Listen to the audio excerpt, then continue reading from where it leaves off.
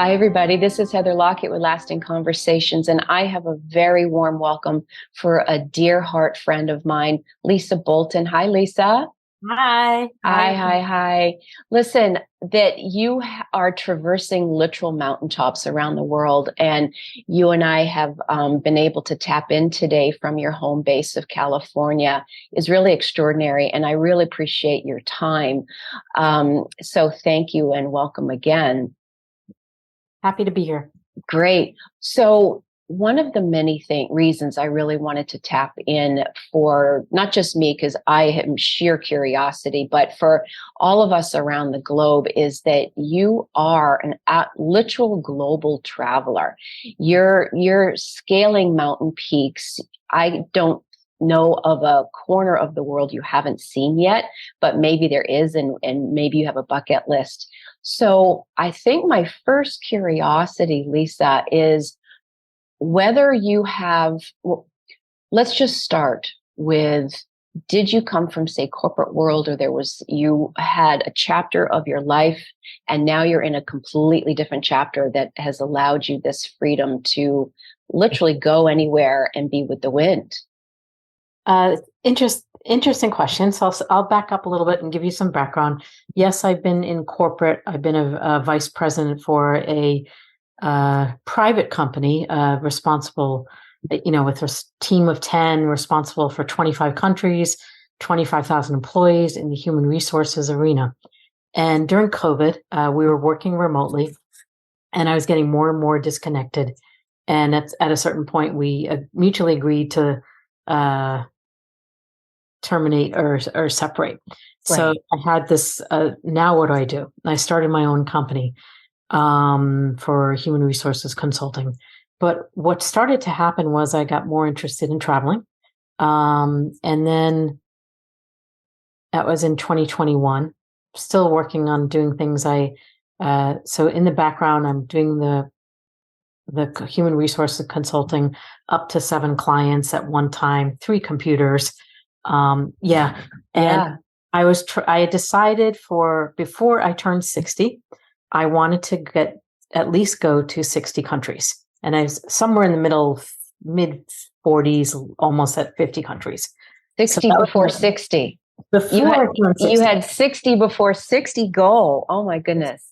So I said, okay. And I started planning that. And that was 2021. And so I was started with 1 country a month, and I was trying to work remotely. And I've been to some amazing countries. And I'm always, the thing that I love about travel, I'm passionate about, is seeing a new country, meeting new people, seeing places. And the second thing is challenging myself. So the second overlay is during COVID, I had long COVID before they called it was COVID. And I had 1 month where I couldn't walk my dog. And I'm thankful it wasn't like I didn't have an extreme case of COVID. To me, it was I couldn't get up a hill. I said, oh my gosh, I can't get up this hill that I've been walking for the past 5 months. What's wrong with me? And what do I want to do? And that kind of started me off on, I want to travel, and I want to travel more than I want to be in a corporate world. So continuing on with that, after I got to the 60 countries, I said, why do I need to stop? And I didn't need to stop. So that was December last year. And I'm coming up. So I was still working remotely up until, and forgive me, I'm a little bouncing all over the place. No, you're perfect. It's absolutely great. I can't even imagine how many time zones your body and brain are used to. I had an epiphany during 2022. I decided I didn't want to work anymore. I had a year off. I was allowed to take a year off from all the work I've done. And I stopped my remote work and took a hike with my son in September of 2022. And we hiked Annapurna Circuit for 2 weeks in Everspace Camp. And that was the beginning of my second year of travel.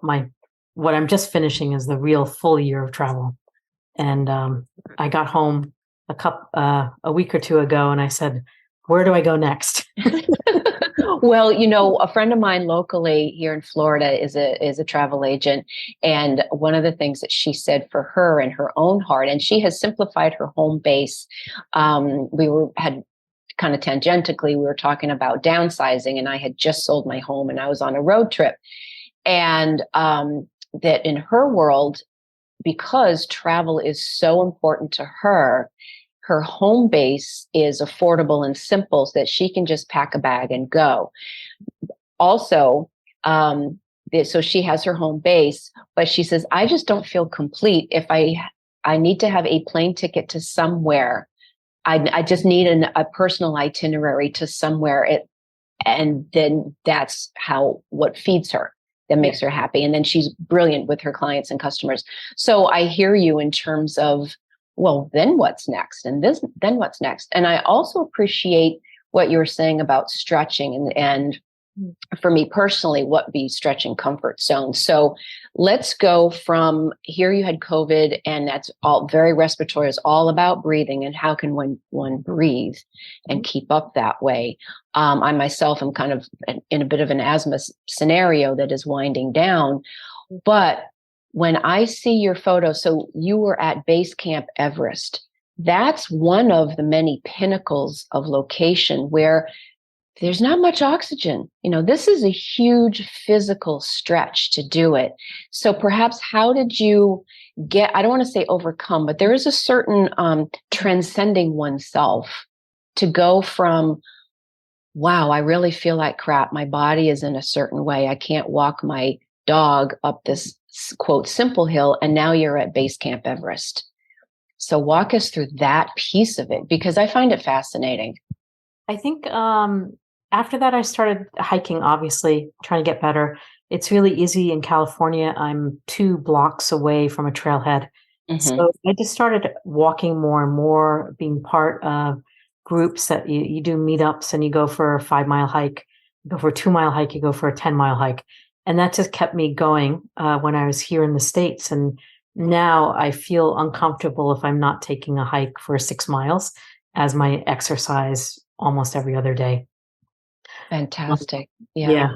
And I guess as I start traveling more and more, you do much more when you're walking around and seeing things. Mm-hmm. And I love the natural part of seeing nature at its best. So I started planning little trips. Oh, no, I went to Galapagos, Ecuador, went to Galapagos, and then I wanted to go to the mountain climb Cotopaxi, which is about 5,500 meters, which is, I don't know, 16,000 feet or so. I have to look at the math, or we'll look at it later.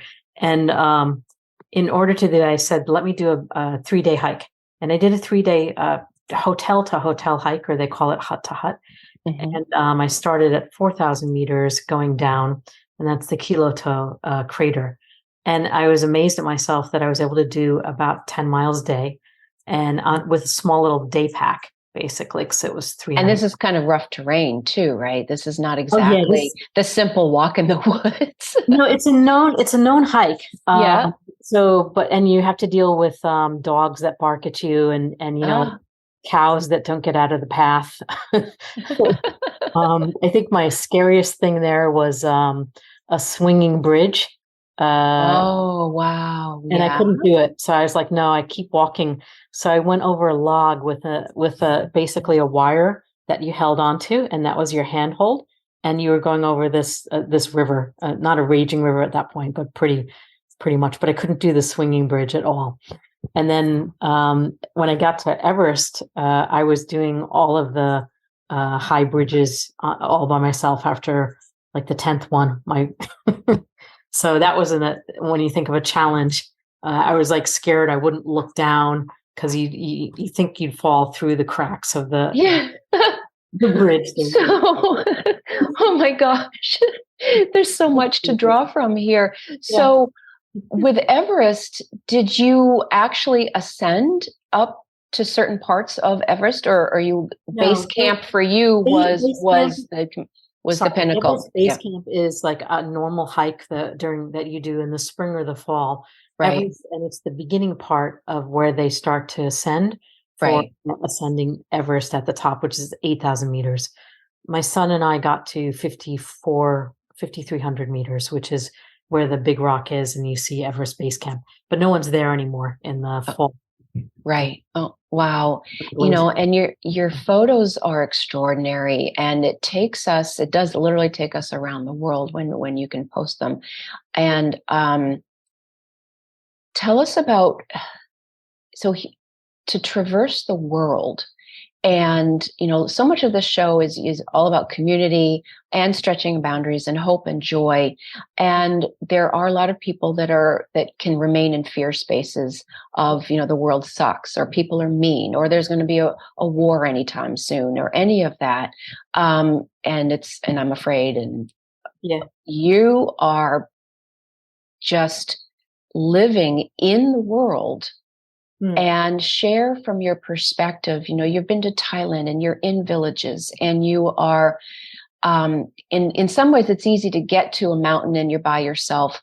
But tell us about the people and who you're with, and are you traveling with others, or that notion of village within villages across this universe. That's interesting. So traveling as a solo traveler, and I've just come back from the April till August is the big trip. And Okay. just to give you an overview, I went to India, Bhutan, which was the purpose of the trip, Nepal, and into Tibet for Mount Kailash, which is a pilgrimage hike, and then Sri Lanka, Indonesia, Malaysia, and Taiwan.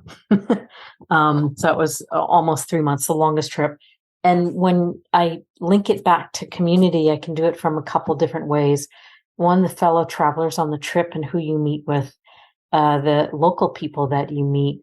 Mm-hmm. And I think a sense of, I want to say travelers, whoever I meet along the way, if it's not their first trip, you sit down and you walk or you hike or you talk kind of over coffee, whatever it is, about where you're going or what you've been, and get insight from each other as to what to do next, or enjoy their time or their relationship with the world. I've met amazing people, but I cannot say when I think about community and like a group of people that you're always with, that I don't experience at all. Right. Well, and that's okay, because the journey is meant individually ultimately.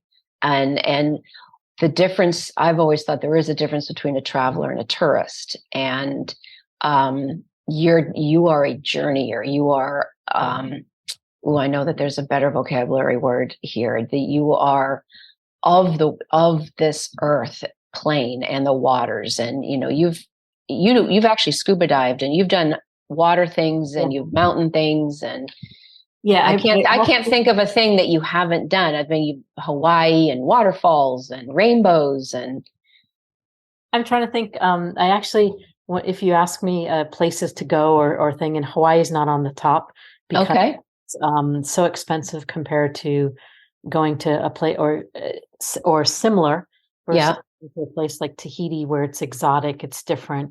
It may still have palm trees and all of that, but very different. And I was just in St. John's, and I felt that it was very American, but it was in a beautiful setting. Mm-hmm. That was interesting. So I'm sorry, I'm off of community. No, that's quite all right. Because I think the point that I was sort of circling into is, obviously community starts with self, right? Where is it that we're feeling at home, and the whole notion of meeting people along the way. And I did that on my road trip within the States.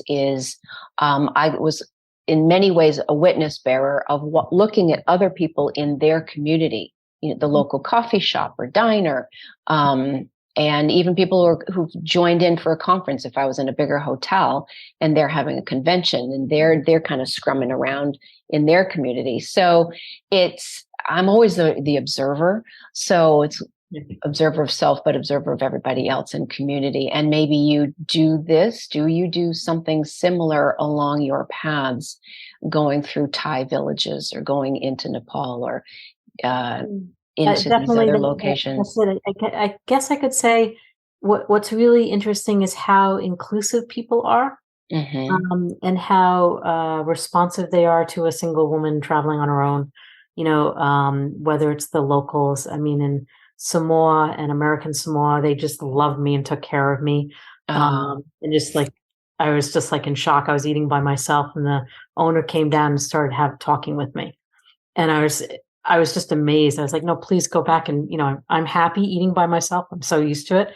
But she felt part of her culture. So, and her upbringing was not to have people sit by themselves. So it was like, well, that's a beautiful thing. Here, let's eat together and have that communal company. yeah, yeah. Yeah. So that was neat. Nepal, Sri Lanka, people were just amazing. But it definitely was more of an observer, uh, Hmm. an outsider looking in versus being inclusive. And Fiji as well was another inclusive. They just came up and, they give you a hug and talk to you, and you just like, okay, you know. So very different cultures all around. Oh, so beautiful. Do you have favorite places? And well, we'll get to the home part in a second, home base. But do you have certain favorite places so far, certain continents? And have you been to Africa? Have you hit all the continents yet? Yes, I've hit all the continents. I went Yeah. to Antarctica, and that was the last one for me. And that was in December, January of this year of 2023. I did an Antarctica cruise, and I also did Patagonia. And Spectacular. I mean, you're if we don't have time today, but if we literally took a spreadsheet and listed or looked at a globe at where Lisa has traveled, forget where's Waldo, where's Lisa? yeah, It is spectacular. yeah, my kids It's laugh when people say spectacular. they're going to set up an Instagram of where my mom didn't take me. Uh, Oh my I like gosh, to do that's most so cute. things. I like to your sense of fear, and to anybody else who's thinking about it, just try it. There's Yeah, many ways to jump in and travel and see who you are versus when you stay in your own world and community, it gives you a sense of strength, um, but it doesn't test your boundaries. right. And I'm, as a traveler, I'm probably the worst type of traveler because I'll book the first 2 nights, and I'm not a planner. Let me put it that way. So I will book the first 2 nights if I have over 12 hours jet lag, and then I'll figure out what I want to do. But I will do the studying and analysis before of the key things that I want to see. But for someone who's not as adventurous or courageous, taking a tour and adding 2 days by yourself, those are things that are easy to do. And I just can't recommend just starting with something. Oh, exactly. Start something. And we have talked about this on the show. Even if it is a different diner down the block, it just something a little bit that stretches your boundaries and to go ahead and meet new people because it is surprising where the beautiful people are. Especially if you're feeling in a certain way and kind of curmudgeony, just there's joy everywhere and humans are great. We can be challenged, but humans in general are great. And if you're in an area where they're not, go somewhere else. Yeah, and Yeah. hiking, getting out into nature, for Yes. me has just been like the most amazing thing, and really, I've also lost about 25 pounds in this process naturally without really doing anything Yeah. because I'm doing all the hiking or I'm doing backpacking. Right. Yeah, so it really, you may not meet people per se, but you will see and do things and learn more about yourself, uh, irrespective of how you travel. Oh, Yeah. that's beautiful. So, I think do you have a favorite place so far? Or all of it is a favorite place? I enjoy the experience, the unexpectedness, the uncertainty of what's happening, what I'm going to do the next day. I've gone and had met someone for coffee. Honestly, I went to this one place in Malaysia. So I'll come back to what I liked or where I would go back. But I remember I was sitting there having an ice cold coffee or something. Another couple came up and they were eating this something similar, and it was supposed to be a famous place to have this coffee or Mhm. drink. And I asked them where I should go. I was kind of tired of Penang. It's really small. Food is great, but the sites weren't that much. And they said, go to Sabah. I'm like, okay, I looked it up and I ended up going to the most northern part of Indonesia. They call it Mile One, and on a small island off the off of Banda Aceh of the Sumatra Island, on a whim because someone said it was the most beautiful place to go to, and it was quite amazing. More for diving than snorkeling, but so I ended up not staying there as long as I thought. Whoops, sorry, but it was really truly that's how I do things. Is someone will say something else, and it's basically like saying yes. Yes. First, yes, Yep. I'll do that. Anyway. No, I hear you completely. And the word that always comes to mind for me is organic. These organic moments, or the synchronicity of it all. And that was one of the other conversations with the travel agent. For me, my trip was, I had 3 points that I knew. The rest was completely open. Even I had certain days I had no idea where I was sleeping. I knew I would have some place to sleep, and if I had to sleep in my car, but I knew that was actually never going to happen. So I appreciate what you said about, here's a landing place, or your plane is taking you here, and otherwise you are organically and or synchronistically saying yes to the next moment. I'll tell you one more story about getting to Mount Kalash. Mount Kalash is a holy mountain for 4 religions: Buddhist, Bon, Jainism, and Hinduism. And it's in Western Tibet. And as you know, China's been closed for 3 years, as everywhere has, for COVID. So I And decided. are they still not, is China, and I'm sorry for my ignorance, is China still not accepting tourisms and tour? They're accepting tourism. Okay. It's very expensive to get there right now, and it's hard to do everything. Right. So when I went to, knowing that I'd go to Bhutan, I said I want to try and go to Mount Kalash because it's been on my list for a long time. And I found out I needed a visa, so obviously to go into China. So I'm like, okay, let me figure out how to get a visa. I'm already in India. So I go to Calcutta for the purpose of getting a visa to China. And I got everything ready. And I didn't have a tour or anything. I was going to do that once I got into Nepal to find out how to get to Tibet. And they say you need the Tibet tour operator, and then you can get a China visa. So I got the Tibetan tour operator. I went to Calcutta and handed my information because everything on the website said, yes, you can do this. And Calcutta was actually amazing. I was surprised because I thought it would be a really hard city because of the poverty and just everything, and found people were beautiful. Took the subways everywhere. Amazing. But I get to the visa office, and they look at me, and I'm at the right time, and they're like, "You're a tourist. You have to go back to your home country to get a visa for China." End of story. That killed me. I was just like, "Oh my God!" In 5 minutes, or after a week of like thinking how to do this, right, shot down in 5 minutes. I've come all this way. Yeah, come all this way. So I go back to the beautiful hotel that I was at because it was a break. I do a lot of inexpensive hostel type hotels, and then I'll go and splurge and go to a beautiful hotel. Right. Outside, I was in a really nice hotel. So I get back to the hotel, and I'm online. I'm looking, and I found this tour operator that had a trip to Mount Kalash with 3 other people. So it was 4 of us. I had to decide within an hour and send him my information so we could get the Tibetan visa.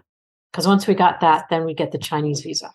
So in Calcutta, after being turned down, I found this really great tour operator. I ended up being able to book it with them. When I got into Kathmandu in Nepal, he was able to get the visa for all of us. China changed their minds on what was required for visas during that time. And it originally had to be 3 people, minimum of 3 people, and then they changed it to minimum of 5 people on the visa. So I became the 5th person on the visa, which allowed them to get the group visa. So not only did I help myself, I helped the other people. See, you keep going. Yeah. Amazing.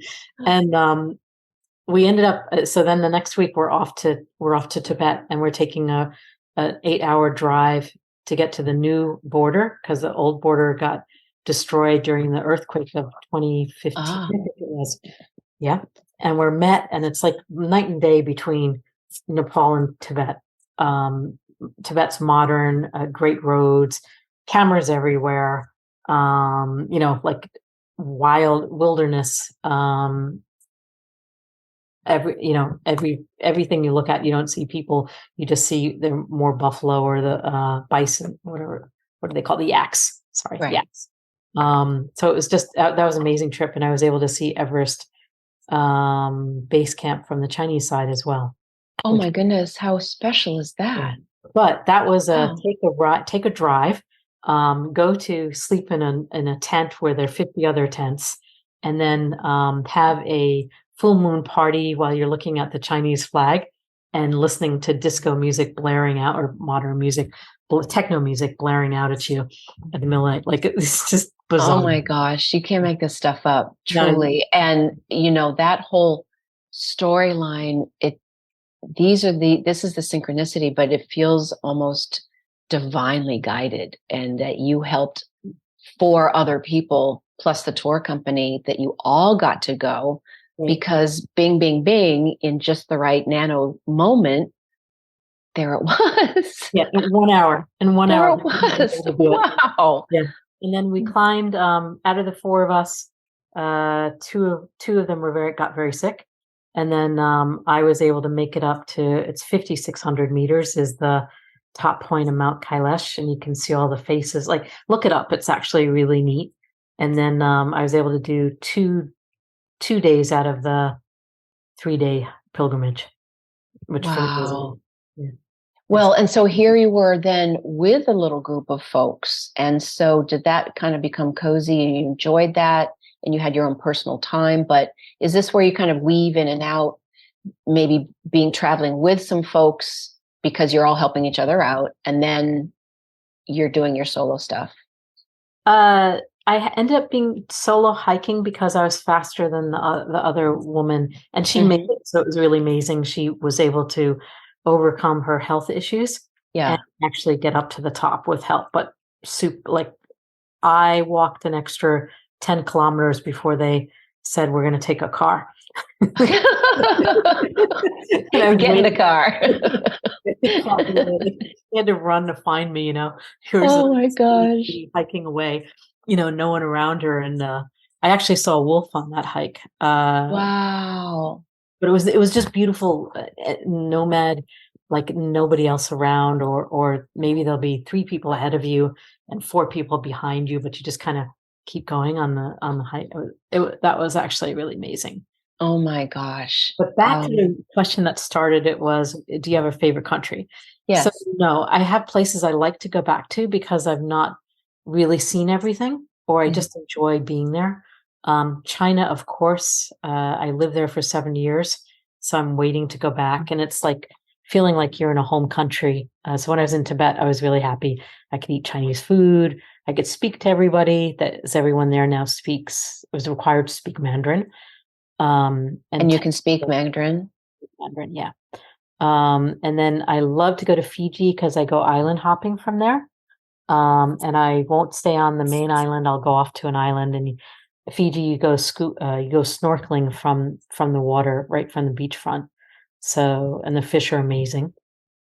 Um, and then I would say probably Nepal because I really like the area and there's still so much more to see. Yeah. Wow. So I'm glad that you touched on languages, because I was going to say, how have you been navigating the countries with all the different languaging, or how many languages can you speak actually? Mhm. No, just Chinese and English, so too. Mhm. But I think what I found is there's like a traveler's language. Like I can still speak in English and understand what people are saying back to me in their own language. Mind you, Indonesia, that was not possible. So I totally lost any idea of what someone was saying. Interestingly, that's interesting. But the people made up for it. They were so nice, and they'd go and find someone who did speak some English. And between your hand signals and everything, you figure things out. I love that traveler's language. I understand what you mean. Um, Experienced a tiny, tiny bit of that and I think that gets into when we can really listen and hear what is getting conveyed versus us being very, very specific, or what you think you've learned when you've trying to learn a new language. It's that resonance of how are we communicating, Right. and beyond, an actual word. So yeah, the traveler's language. That's great. Yeah. That's great. Do you still have a bucket list, or where haven't you been yet? And do you consider the United States, or you really want to step out of the States to do this world traversing? Great questions I'm working on right now. I'm looking at my list. I have about 11 places I want to see that but it was probably all my bucket list a year ago was Uh-huh. very different than the bucket list I have now. So as things get, as I see places or go to places, then I add new things. So there's Oh, I only love it. 3 that are been on for a long time, I would say. Do you Uh, want to share one of them, or just out of curiosity? sure. Easter Island has been on the list. Ah, Kashgar and Ladakh, South Africa. I haven't done South Africa will be about 5 countries. I'm going to be doing the Shikoku hike in Japan, which is 1,000 kilometers and 88 temples, 40 days. But I'm only going to do 10 days of it now. But at least I'll get started. It's like the Camino de Santiago. okay. Japan. Yeah. And And have you done the Camino? no, that will be next year. Oh, I I bet. Yeah, Yeah. yeah. And then yeah, that's it. Northern Lights. Am going to be very excited when I can see Northern Lights. I haven't seen Yeah, them yet. yeah. Yeah. But Wow. like I'm going to Thailand now. I'm going to try out medical travel. So I'm going to go get my teeth done in Thailand, and Okay. it's a third the price, and it means I can travel for 2 months for the price of dental work in the United States.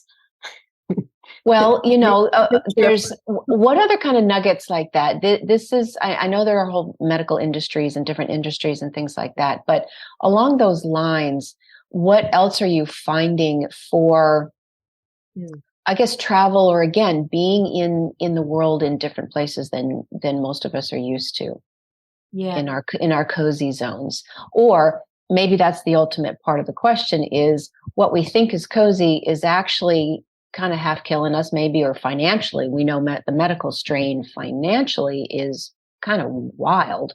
And so where is it that you're just finding, maybe you don't even need doctors as much as we do here, because you're doing those exercises and you're maybe eating less packaged because it's foods of the lands? And I can definitely. can you speak to any of that sort Yeah. of questioning I'm having? Sure. So I think what I learned coming back to the state, so having been away for 3 months and traveling through, I guess, Eastern Asia or Asia, um, the food is much better quality. Hmm. I was eating really fresh food that had just been picked, produced, etc. When Hmm. I came back to the States, everything had salt in it. So my body, like now, doesn't digest Western food well. Hmm. Um, I just feel uncomfortable eating the bread that I love, the cheese Right. that I really, really enjoy that I can never get in the Asian countries. But I Mm. feel not as healthy here because of all the food and the diet that I'm eating here. Our food is so removed. It's been processed in order to be cleaned and prepared and prepped. So uh, I was in a beautiful brand new hotel, soft opening, and the food was horrific. And I was like, because it was from, a big cruise ship type environment. Right. It had no nutrients to it, or I could tell that. You could tell the I difference. could tell the difference. Yep. One other thing on the medical, I'll keep you apprised on that one. I'm pretty confident. Uh, I haven't had any medical issues to speak of other than minor little things that you get when you're traveling. So this Hmm. will be the first time I'm actually using the services in Thailand Hmm. versus in the US. And I'm quite happy. It's gonna be a much better than anything I could do here. The third thing that I do want to talk about that I'm really surprised at is the climate change and global warming, whatever you want to call it.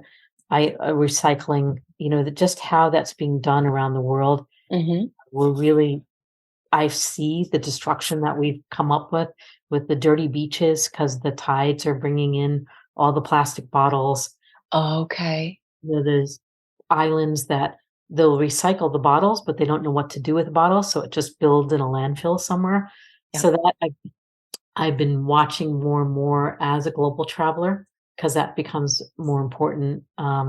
Or I just like remember like the different ways you can go to the bathroom in Asia versus here, and their plumbing system is just so different. So what we take for granted in the U.S., beautiful, clean environment, flush as many times as you want the water, versus someone's got a pail and a little cup, and that's what you use to rinse the water out of the toilet.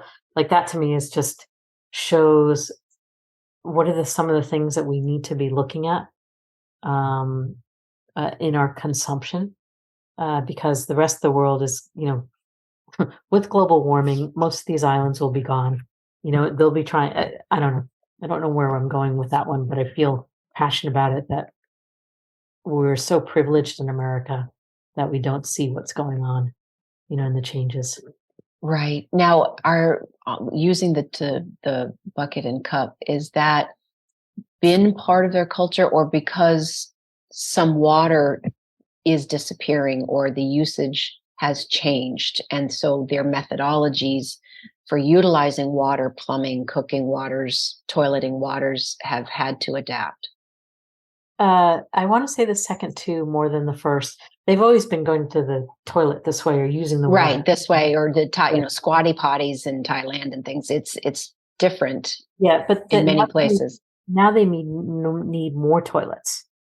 So the stress of over tourism in certain areas, that's I think the bigger what I see is another issue.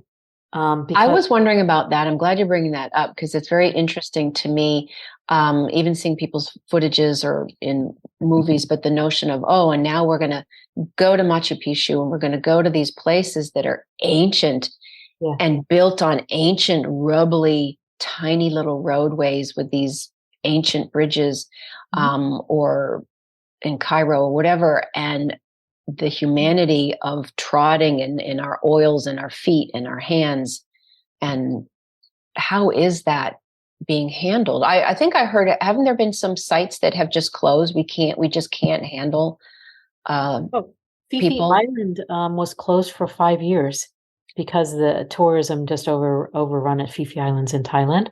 Yeah. And they just reopened, and not just January 2021. When I went there, it was like the first time been opened in 5 years.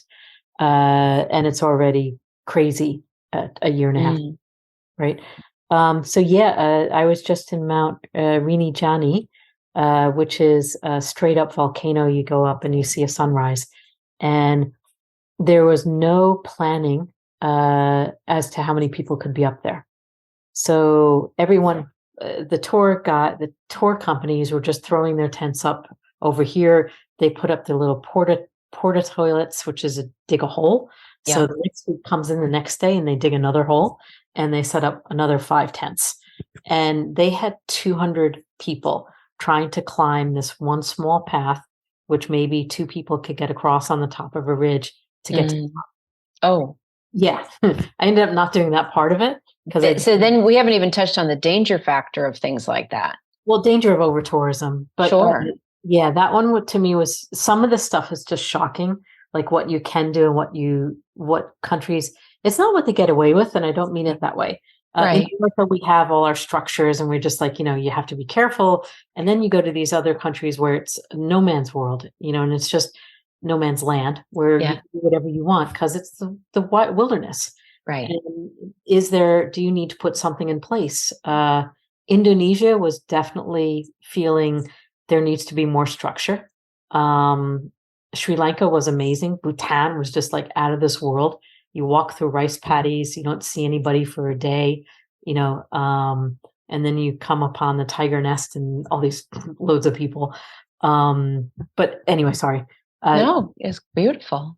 Yeah. So each country's applying a different methodology, the same as during COVID. Each country had their own way to process this or plan or not plan. So from my view, going to so many different countries, that's the things that I'm looking at now, is how different countries are applying their dollars. Indonesia is spending money on airports and roads infrastructure, but Mhm. not the secondary infrastructure out to an island or something like that. So Well, maybe it's my inference is the ripple effect of if you're going to bring all these literally thousands of people in, now what? What is the infrastructure for that, including the toileting, including the water usages, and yeah, we could rabbit hole the whole thing. It's very interesting.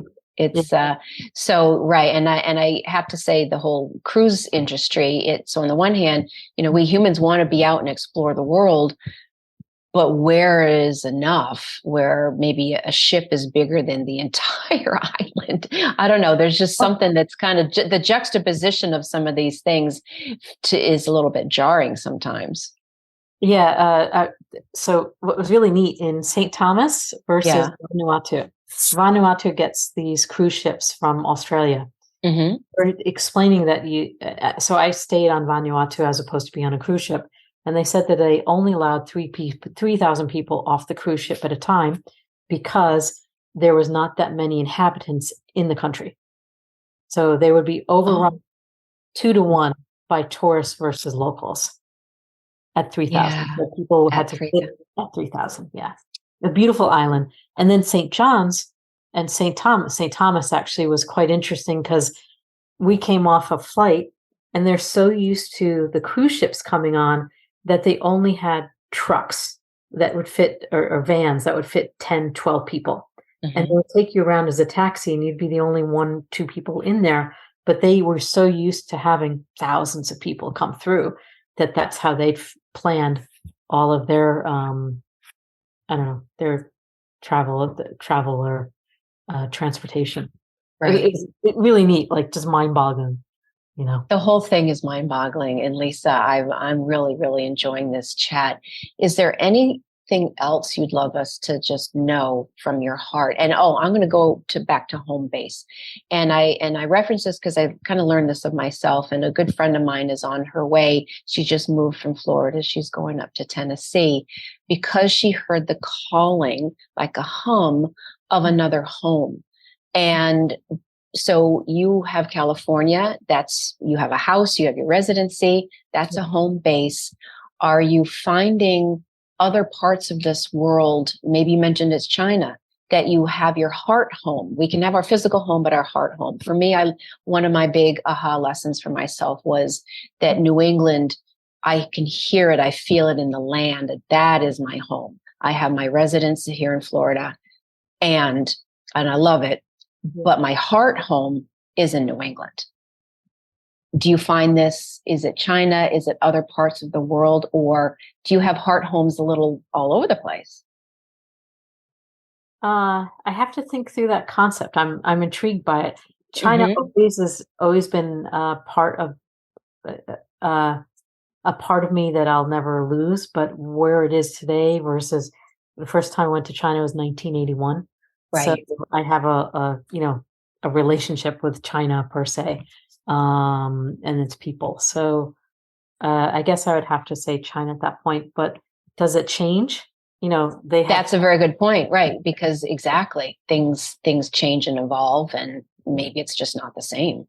Yeah, but it definitely right. My physical space, I have a landing pad here, but it's definitely not my. I think after the last 6 months, from last November, my home base has only been my home base. When I realized I didn't have to come home to wash my clothes and sleep in my bed anymore, then I stopped needing to be home anymore. So now it's sort of like I change things out and move on. Wow. That just opened up a whole nother piece. Although I know we're rounding out to the end of this particular interview, but speak to that a little bit more. And maybe that's just the opening for all of us. We can do our laundry anywhere. Yeah. Okay. Yeah. Right? Is that and yeah, or the notion of what is home base, and maybe we can leave it as a ... question for for Yeah. our listeners is, oh, what does this even mean to feel, what is it, Lisa? You've just tapped into something really Yeah. cool. So usually when you go on a trip, you're so excited, you go on your trip, you're leaving your house and all of your everything, all of the things that bind you or keep you to that area, and you experience something new. The tethering, the things we think are, yes. And then we look forward to the end of the trip because we come back and we get to go back into that space and, then start reboot or redo whatever we're supposed to do. And usually we're talking a 2-week vacation. But for me, I started to go away longer and longer. And it was every time I come home, I'd go these 3 restaurants, I would eat this certain food, get all my clothes clean and sleep in my bed. And that was like the thing I looked forward to for about a week. And at a certain point, a week before I go home, and then at a certain point, I realized that I didn't need to do that anymore. Right. And that was my untethering. And I could do my laundry anywhere. And then I was fine to do the next round. I love it. That's just perfect. I love it. And I resonate with that. I understand. And I appreciate you, and I appreciate you bringing up that very concept, because it's a beautiful thing. Because, like the turtles we are our home, right? We are our home base. And, that can open us to the what's next, the next new person, the next new adventure. That's awesome. Lisa, where can we find you? I know you post extraordinary pictures. We didn't even get into all these different temples and their meanings. Maybe we'll save that for another day. But where is I'll call it the Lisa Ministry, your photos? You have an Instagram or something? Yeah. So if you want to follow me, I'm at Lisa's Nomad Adventures, and you can go back. I've had it up a year now. So after every trip when I'm finished, I'll put the highlights of the trip or some of the great pictures. And it will feed over to Facebook, but I don't like to use Facebook if I can get away with it. Instagram seems to be for me, the better medium. Okay. But I've seen I've also noticed everyone under 40 will have Instagram, and everyone over 40 will have Facebook. I know. And I'm still the Facebook girl. Oh my gosh. Lisa Bolton, thank you so much. And again, I'll see you on the interwebs from wherever the winds are taking you. And I appreciate you so much. Thank you, Heather. It's wonderful to be able to share my experiences with you. And feel free to reach out. Thanks so much. And thanks everybody for listening. Please be sure to like, follow, and share this podcast. And if you'd like to be part of the show, send emails to podcast@lastingconversations.com or follow us on Facebook at Lasting Conversations. And I will get the Instagram going. This is Lasting Conversations. We get to the heart of everything.